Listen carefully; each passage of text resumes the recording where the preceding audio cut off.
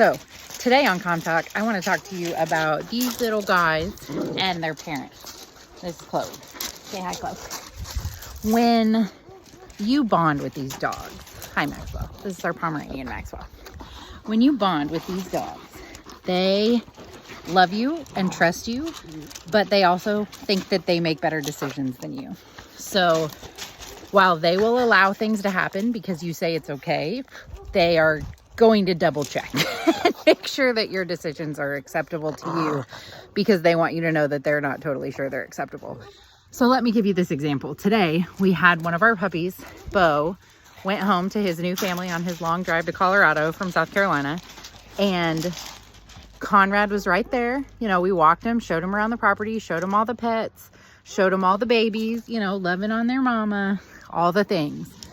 And we were talking to him. He was walking around with us. Conrad was following.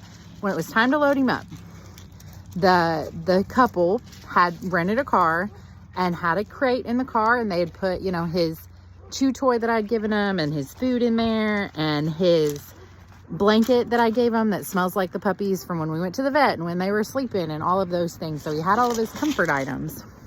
But when he was in there, he couldn't get out. And so he was concerned. You know, he hasn't been in this situation before. He hadn't been kenneled before.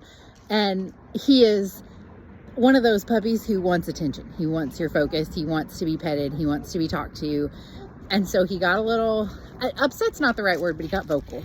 So he was making noise, and Conrad stood there, you know, with the open door. The gentleman was standing in front of the door, you know, making sure everything was locked and good. And Conrad stood there. And so we said our goodbyes. You know, we said, bye, Bo, you know, see you later. You're going to have so much fun. Closed the door. The couple got in their car.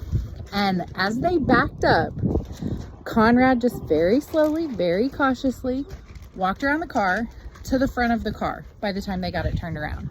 And he stood directly in front of the car. Like, the car was not going to move forward. He was 2 feet in front of the car. Like, the car was not going to move forward without him having to move.